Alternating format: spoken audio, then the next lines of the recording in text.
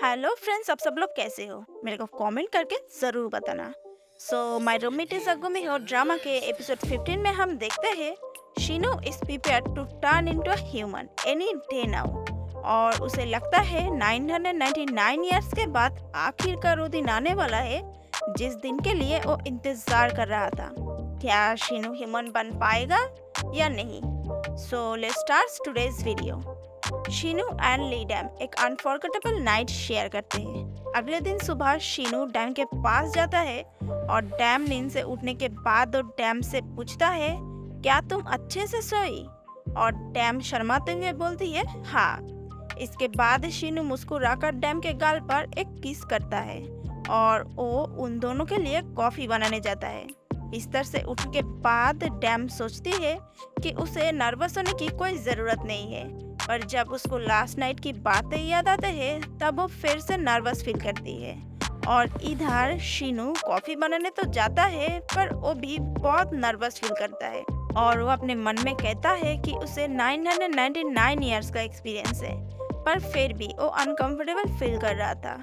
और हम देखते हैं कि उन दोनों का किसी भी काम में मन नहीं लग रहे थे। इसके बाद वो दोनों यूनिवर्सिटी जाते हैं। फिर दोनों एक दूसरे को ख्याल रखने को कहता है और जाने लगते हैं। शीनू जाने के बाद वहाँ पे सॉक योंग आती है और डैम के साथ क्लास में जाती है। क्लास में जाने के बाद सॉक योंग डैम से पूछती है, क्या तुम अभी भी शीनू को सैर कह के बुलाती हो? तुम्हें कुछ ऐसा बोलना चाहिए जैसे दूसरे कपल्स बोलते हैं। इसके बाद डैम जब बाहर जाती है तब शीनू को हनी कहने के बारे में सोच रही थी, बट फिर मन में कहती है कि ये सब मुझसे नहीं होगा। इसी समय डैम के पास से एक कपल गुजर रहे थे और वो लड़की अपने बॉयफ्रेंड को बेबी करके बुलाते हैं। फिर डैम सोचती है कि हाँ, मैं ये कर सकती हूँ, मैं उसको बेबी बुला सकती हूँ। फिर शीनू वहाँ पे आने के बाद डैम उसके पास जाकर धीरे से बेबी कहती है, बट शीनू को सुनाई नहीं देता है, इसलिए फिर से कहने को कहता है। और डैम बात को घुमा कर कहती है कि उसे भूख लगी है। फिर वो दोनों रेस्टोरेंट जाने लगते हैं और रास्ते पर और एक बार कोशिश करती है, पर डैम बोलने से पहले एक नेकलेस सेलर उन दोनों को बुला लेते हैं बेबी स्वीटी कहकर। और डैम बहुत ही जेलस फील करती है क्योंकि वो नहीं बोल पा रही थी और वो नेकलेस सेलर कितने अच्छे से बोल रहे थे। अब रेस्टोरेंट जाने के बाद डैम सोचती है क्यों ना एक लास्ट टाइम के लिए ट्राई करें, बट डैम कुछ बोलने से पहले शीनू डैम को कहता है, क्यों ना हम दोनों निकनेम रख ले दूसरे कपल्स की तरह। ये सुनकर डैम कहती है, क्या तुमने मुझे बेबी कहते हुए सुन लिया था? फिर शीनू कहता है, हाँ। इसके बाद डैम बहुत अनकंफर्टेबल फील करती है, बट शीनू को ये सब बहुत पसंद आया था, इसलिए डैम फाइनली शीनू को बेबी कहकर बुलाती है। जेजिन और सॉक्योंग एक दूसरे के साथ बात कर रहे थे। फिर हैसुन का कॉल आते ही जेजिन चला जाता है। हैसुन जेजिन को घर छोड़ने गई थी। कार में जब जेजिन हैसुन के करीब आता है तब हैसुन को लगती है कि जेजिन उसको किस करने वाला है और वो अपने आंखें बंद कर लेती है, बट जेजिन कहता है कि मैं अभी तैयार नहीं हूँ। एक दिन शीनू अपने मार्वल को चेक कर रहा था, तब डैम आने के बाद डैम को कहता है कि इसका कलर चेंज हो रहा है, बट डैम को फर्क समझ में नहीं आ रहा था, इसलिए वो ड्राइंग करके दिखाने को कहती है। इसके बाद वो दोनों कॉलेज जाते हैं और उन दोनों को हाथ पकड़ते हुए देखकर कुछ लोग अजीब तरह से देख रहे थे क्योंकि वो दोनों प्रोफेसर और स्टूडेंट हैं। तब डैम को पता चलता है कि वो हिस्ट्री का रिपोर्ट घर में भूल गई और जाने का भी टाइम नहीं था, इसलिए शीनू अपना मैजिक यूज करता है। पर घर जाने के बजाय वो दोनों हैसुन के कार में पहुंच जाते हैं और अचानक से वो दोनों आने से हैसुन बहुत डर जाती है।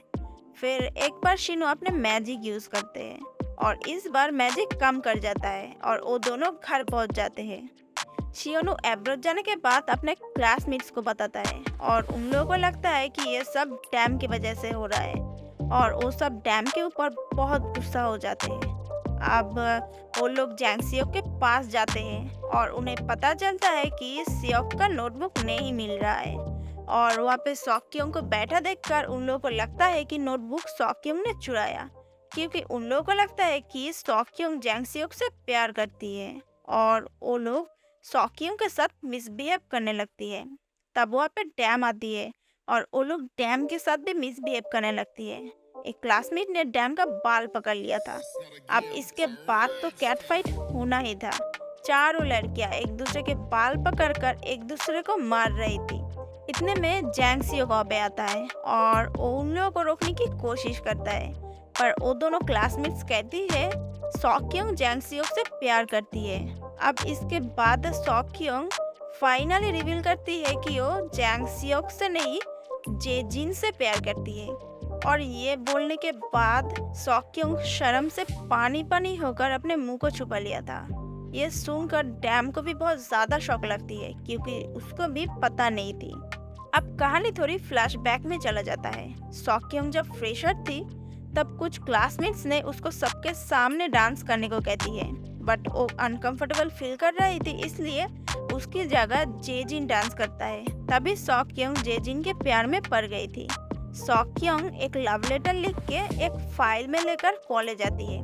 जैंग सियो गलती से सॉक्योंग को टीचर समझकर उसके हाथ से फाइल ले लेता है और उसको जेरोक्स करके सब में बांट देता है पेपर समझ के। जब सब में पेपर्स बांट रहा था तब सॉक्योंग देखती है कि ये जेजिन के लिए लिखा हुआ लेटर है और सॉक्योंग बहुत ही अनकंफर्टेबल फील करने लगती है। फिर वो जैंग सियो से कहती है कि वो कभी भी उसे माफ नहीं करेगी। डैम उन दोनों क्लासमेट्स को माफी मांगने को कहती है सॉक्योंग से, पर वो दोनों माफी मांगने को तैयार नहीं थी और डैम को बुरी बातें सुनाने लगती है। फिर डैम भी कहा छोड़ने वाली थी, वो भी उन लोगों के साथ आर्ग्यू करने लगती है और सामने जब देखती है तो शिनू वहाँ पे खड़ा था और शिनू को देखकर डैम बहुत शर्मिंदगी महसूस करती है। इसके बाद हम देखते हैं कि शिनू सोच में पड़ जाता है क्योंकि उसका पावर ठीक से काम नहीं कर रहा था और वो ये सब बातें हैसुन को बताता है।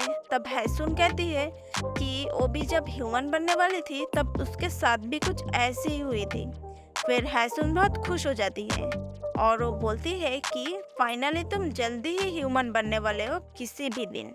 हैसुन की बातें सुनकर शिनू भी खुश हो जाता है और वो सोचता है कि डैम के साथ बाहर डिनर पे जाएगा, पर डैम कहती है कि सॉक्योंग बहुत परेशान है इसलिए वो लोग डिनर करने जा रहे हैं। फिर शिनू डैम से कहता है कि कॉल करना मत भूलना और लेट मत होना।